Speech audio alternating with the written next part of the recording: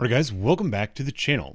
For today's video, I gotta find a better way to make introductions, but I don't know what else to say. Anyway, today's video, we're gonna talk about a topic that I see often in the comments, and somebody asked me directly about it. It's something I've been wanting to do for a long time. So we're just going to do it right now. We're gonna do it kind of ad hoc. I don't have a script and I'm not super prepared for it. We're just going off the top of my head, but I want to keep this kind of most basic level of explanation today. And the explanation I have for you, or the topic, is going to be about officers who are charged with a crime and not fired. And this is something that I see people complain about a lot. They say, you know, that officer was charged with a crime.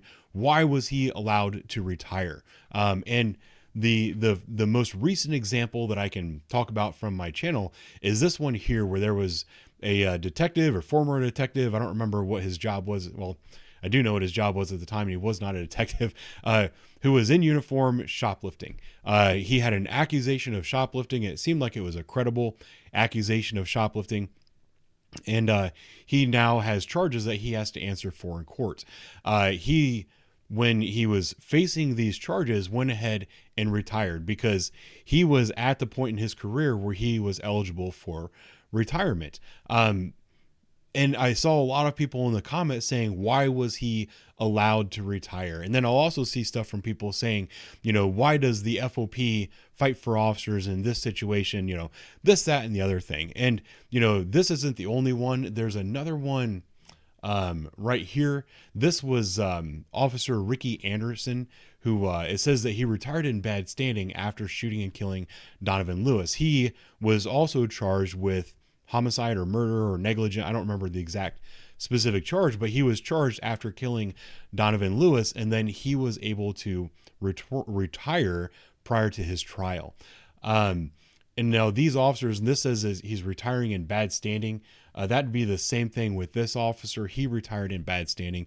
The reason he retired in bad standing is because he retired with an open criminal investigation over your head. Likely, or I guess the most likely scenario for why they have this, retirement in bad standing situation is because, you know, if you retire in good standing, you're eligible to become a police officer somewhere else. You get to carry your badge and gun for the rest of your life. Not badge, but you can carry a gun. The rules change, but there's reasons why you want to retire in good standing versus retiring in bad standing. The bad standing is like your punishment for retiring without seeing your criminal case through.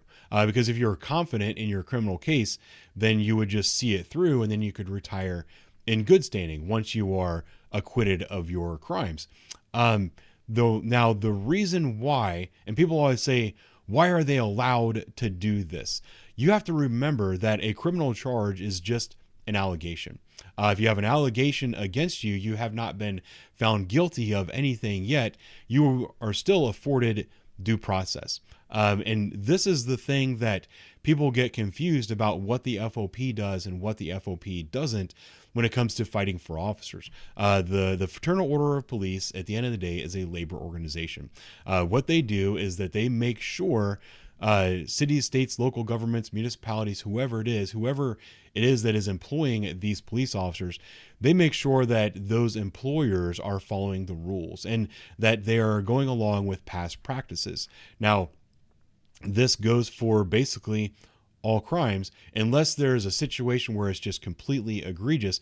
But even then, I've seen egregious cases, and I didn't leave it up. I closed that window out. But the officers in Aurora that were put on trial for murder for killing, is it something McLean? I can't remember the guy's name. I don't know if that was the autistic guy or a guy that was on high, but they held him down. The medics ended up shooting him with a bunch of ketamine, and the guy ended up dying. Everybody was charged with murder, including the officers. And I think the officers were all acquitted, and a couple of the medics were found guilty, if I'm not mistaken. But those officers were accused of a crime. They were fired. Once they were acquitted of that crime, they sued and they got their jobs back.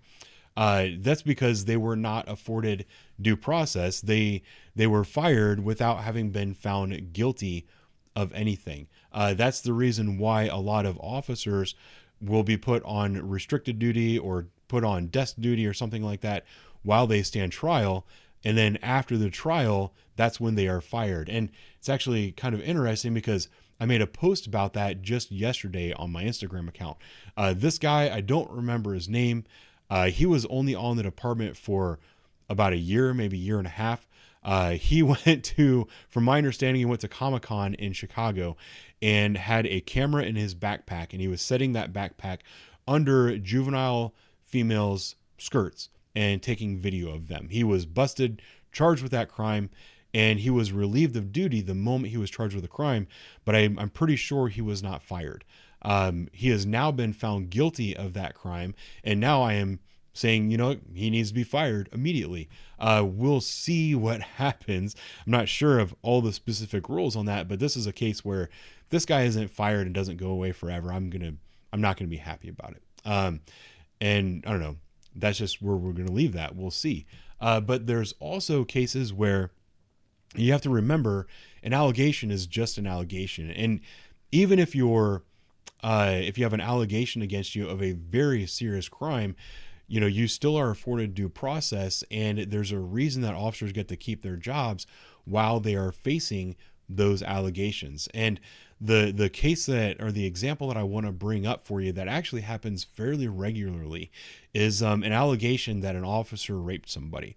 This is an allegation that happens frequently when police officers arrest people. It doesn't matter if they're arresting a man or a woman.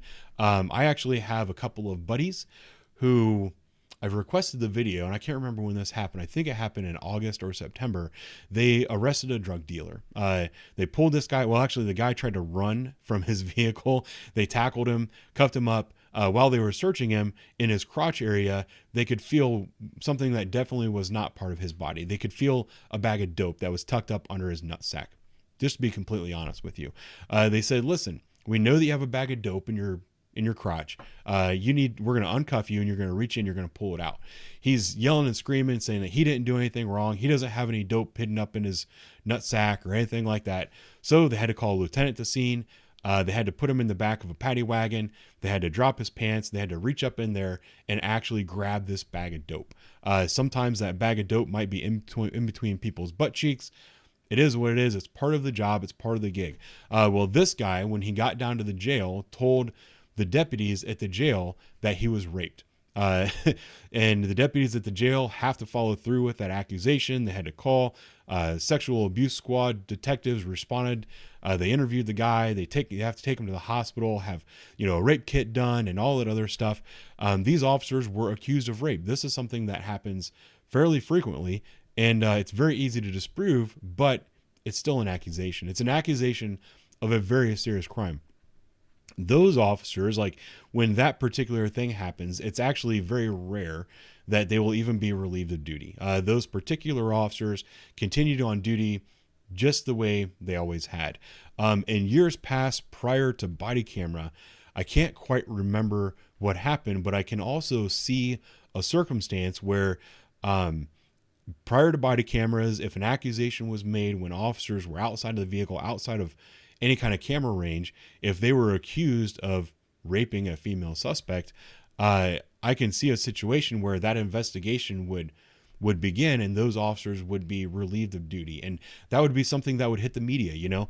I would say officers accused of raping a female suspect, relieved of duty pending investigation. And the public would be all upset. They'd be all up in arms demanding that these officers get fired. Then, you know, they would do all of the tests. I mean, if you're an officer that's accused of rape, they do all the testing on you. You know, you have to strip down completely naked. They get out the cotton swabs, the Q-tips. You get a Q-tip up up a place that you don't want to have a Q-tip ever go. You know, they swab your entire body for DNA.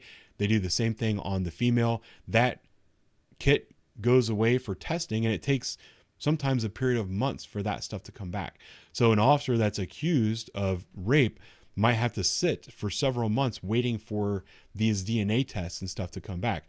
Once they all come back and he's exonerated, he goes back to work.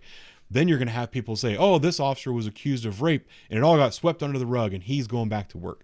It doesn't really work that way. That's not how it goes. Like, you have to keep all of these kinds of things in perspective. So if an officer is accused of a crime, charged with a crime, and is eligible for retirement, the city, the state, the police department, the FOP, there's nobody that can stop him from retiring, because an accusation is just an accusation. So if an officer is accused of wrongdoing and he is eligible for retirement, he gets to retire. If an officer is accused of wrongdoing, chooses not to retire, is then found guilty of a serious crime, he might be fired and lose his pension and lose all of that stuff. That kind of stuff has happened before as well. But on the flip side of that, departments and cities and whoever, they need to make sure that they're following the rules, because they don't want to have to pay large sums of back pay, as well as pain and suffering, or whatever the lawsuit might be, if they're found to have fired somebody without giving them due process. And I actually do have a case that I can show you. Why does this do this? Well, I had a case. Here we go. Come on, computer. Okay, this case right here is one that I want to talk about briefly. It says Columbus police officer once fired for dereliction of duty is reinstated after an additional investigation. This is Columbus police officer Randy Mayhew. This is a case that I know pretty well. This is an officer that was fired and then reinstated. The reason he was fired is because he was accused of dereliction of duty, and he was also accused of having sex with prostitutes. The way this investigation came about was there was a prostitution sweep on the west side where Vice went out and basically they tricked every single girl on the street to getting into one of their cars, and they rounded them up. They call it like a roundup. They take them to a collection point, and then they charge them all, and they all go to jail at the same time. There was multiple officers whose names were brought up by these prostitutes that were looking to avoid going to jail. So they said, listen, I'm having sex with this guy, this guy, and this guy, and this guy. A couple of the officers admitted to having sex with prostitutes. Randy Mayhew is not one of the officers that admitted to any wrongdoing. He said, I'll take this to trial. I can prove it, or you can't prove at all that I had sex with a prostitute. He is adamant. He's vehement. He vehemently denies these accusations, says that he's innocent. I don't know if he's innocent or not. All I can tell you is that I do know the guy, and I know very well what he is saying occurred.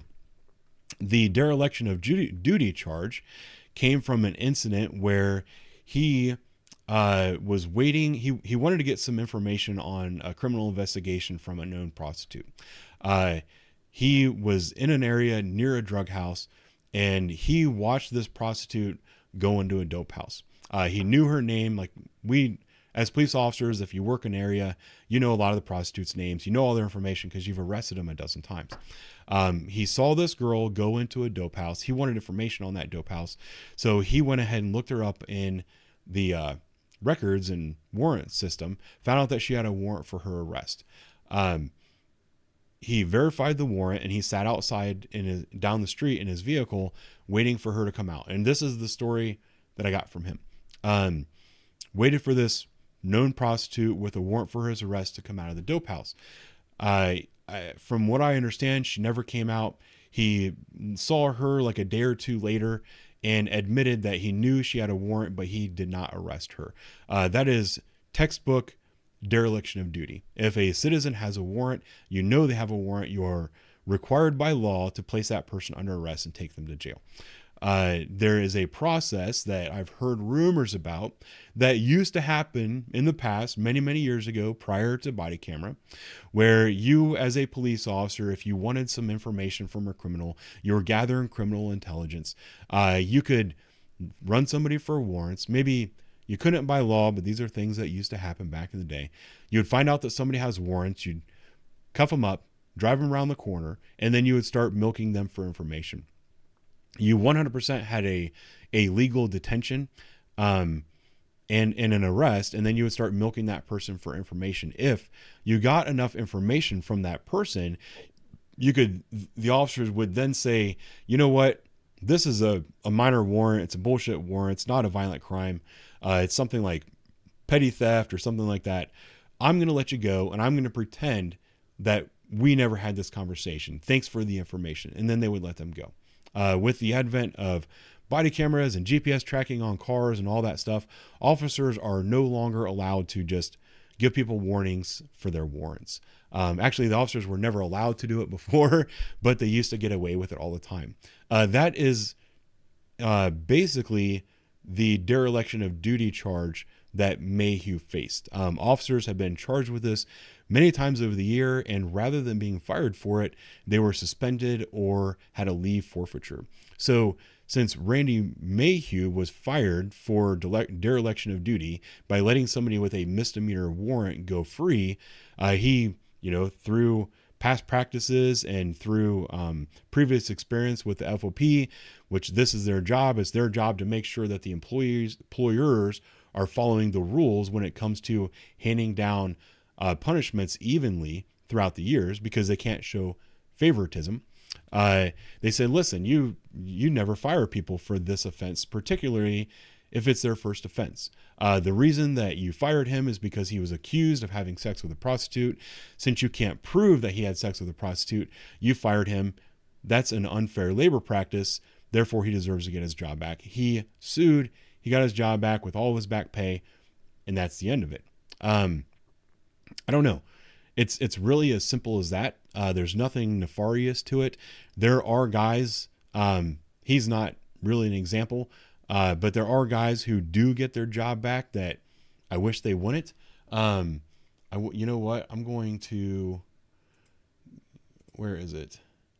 We're going to do officer gets job back. Because I'm going to show you, there were a couple I brought up that I was just like, oh, I'm not a fan of that. Here's one. Officer fired for using racial slurs, gets their job back. That one particularly, it was an officer who was in her car by herself and her body camera was on, and she used the N-word. She shouldn't have. The union or her attorneys sued and basically said, listen, she wasn't in the presence of a citizen. She wasn't calling anyone that word. She was just venting her frustration when she was in her car by herself. She shouldn't have gotten fired for that. The arbitrator agreed. She got her job back. Personally, I'm not buying that one. I don't think that those words should be in your mouth if you're an officer, but that's what happened there. And then there was another one I saw. It was like a male officer called somebody an N-word. I'm not going to go too deep looking for it, but I did see another case where an officer called somebody an N-word. He was fired and he got his job back. Yeah, there's going to be some out there that I disagree with, but at the end of the day, the reason these officers get to keep their jobs when they're under criminal investigation, the reason that they are eligible for retirement, even if it's retirement in bad standing while they're under investigation, and the reason they get their jobs back is because, it's because of fair labor practices.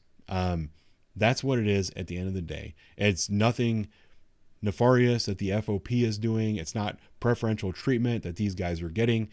It's just the way it is. If there are rules for what an employer can fire you for, and that employer is not following those rules, they can't fire, you get your job back. If you're accused of a crime, but you have not been convicted, you can't fire somebody for that. That's just an accusation. We face false accusations all the time. And if you go and you start firing everybody just because they have an accusation against them, one, you're going to lose too many police officers that actually haven't done anything wrong. And two, you're going to lose a lot of money in those fair labor practice lawsuits. So I don't know. That's my response to those questions. Thanks for watching. I'll talk to you later.